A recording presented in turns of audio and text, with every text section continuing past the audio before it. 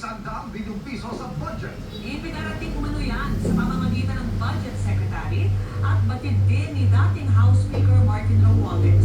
Si Romualdez umano ang pumigil sa kanya na magbalik bansa. Nakatutok si Tina Pagniban Perez. Sana po hindi nila ako mapatay bago ko mailabas ang lahat. Halos 4 na buwan mula nang umalis ng Pilipinas. Ngayon lang muli nagpakita si dating congressman at dating House Appropriations Committee Chair Zaldi Poe. Bahagi ito ng video na pinadala ng dating staff ko sa media at pinong sa social media accounts ni Poe.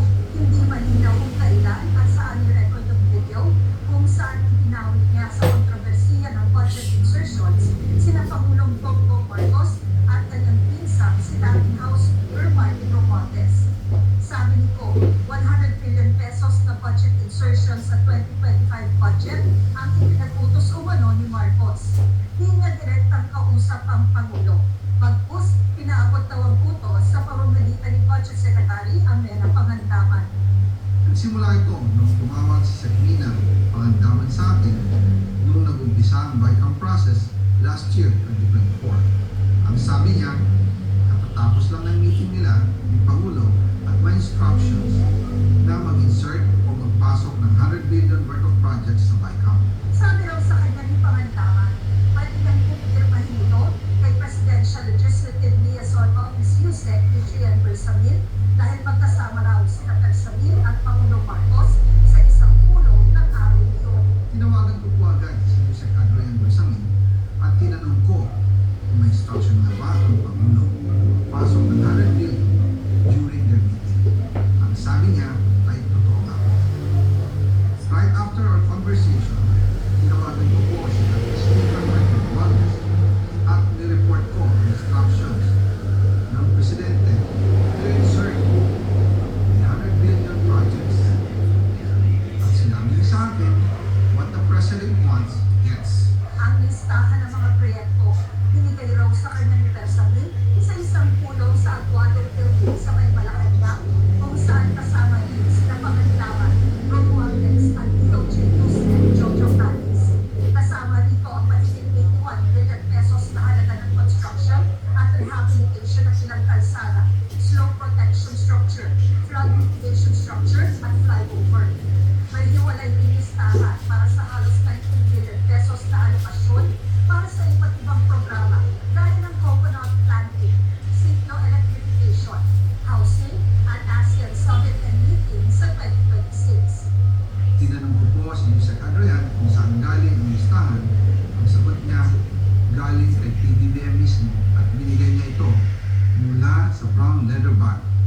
Nung sinabi po ni Yusek Adrian Bersamin, yung brown leather bag, naalala ko nung nasa Singapore kami right after the elections, May 2022, sa Hilton Hotel, kami ni dating Speaker Martin at PBBM habang pauwi at pabalik ng Pilipinas.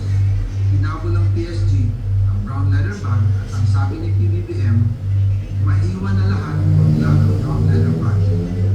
Kaya naniwala ko na usos talaga ito ng Pangulo. Matapos ang ilang araw, sabi nito, tinanong niya sina Romualdez, Pangandaman, Bersamin at Canis kung pwedeng 50 billion pesos lang na halaga ng mga proyekto ang ipasok sa panukalang budget. Dahil kung buo raw na isisingit ng 100 billion, mas malaki na ang budget ng PWH kaysa edukasyon. Nakasaad kasi sa konstitusyon na laging pinakamalaki dapat ang budget para sa edukasyon. Ang natitirang 50 billion kung pwede ang ilagay na lang daw sa unprogrammed funds. Total Office of the President din naman ang nagpapalabas ng unprogrammed funds. Pagkatapos ng isang araw, tinawagan ako sa Sakmina at sinabi ang mensahe ng Pangulo. Ipasok niya yan dahil pinangako na sa akin ni Speaker Martin yan at hindi na pwedeng maguhin. Kumbaga, ang utos ng hari hindi na pwedeng mabalik. Again, I informed the Speaker as clearance about the instructions ng Pangulo. At ang sabi niya, wala tayong magagawa. Kaya po nagtataka ako kung bakit sinasabi ni Pangulo na hindi niya makilala ang budget. Samantalang lahat na binawas at dinagdag sa mga ahensya ng gobyerno ay humihingi ng approval sa kanya si Sakmina Pangandaman. Ayon kay Ko, handa na raw siyang isiwalang ang lahat ng kanyang nalalaman. Hindi na ako mananahimik. Ilalabas ko ang lahat ng katotohanan. May resibo, may ebidensya, at may pangalan. Ginawa ko lang ang ito sa akin. Pero ngayon, handa na akong harapin ang lahat. Ginagamit ng administrasyon ang buong resources ng bansa para tumahimik ako. Nagpaliwanag si Ko na natatakot siya para sa kanyang kaligtasan, pero hindi naman na tinukoy ng direkta kung kanino siya natatakot. Sana po, hindi nila ako mapatay bago ko mailabas ang lahat. That he will shoot me if I will talk. Nanawagan din siya sa publiko na huwag siyang husgahan agad. Para sa bawat Pilipino. Alam ko na buong ang galit ninyo sa akin ngayon. Naunawaan ko rin kung bakit. Lalo na at malaki ang halagang nakakaya. Pero bago kayo humusga, hayaan ninyong ipaliwanag ko ang buong katotohanan.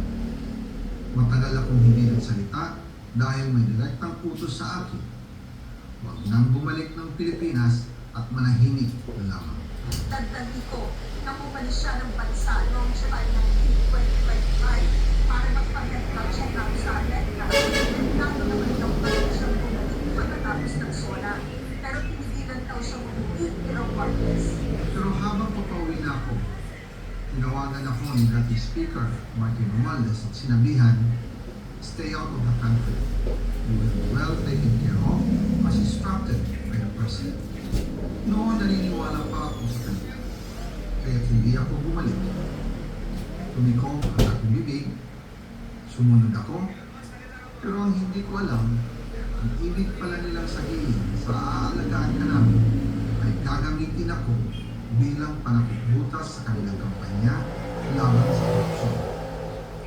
Ginawa nila akong poster boy ng kanilang sariling kasinungalingan. Natapos ang video sa katagang abangan ang part 2. Hindi pa malinaw kung kailan lalabas yun. Hinihinga namin ng reaksyon si Romualdez, ngunit wala pa siyang tungkol sa ganyan.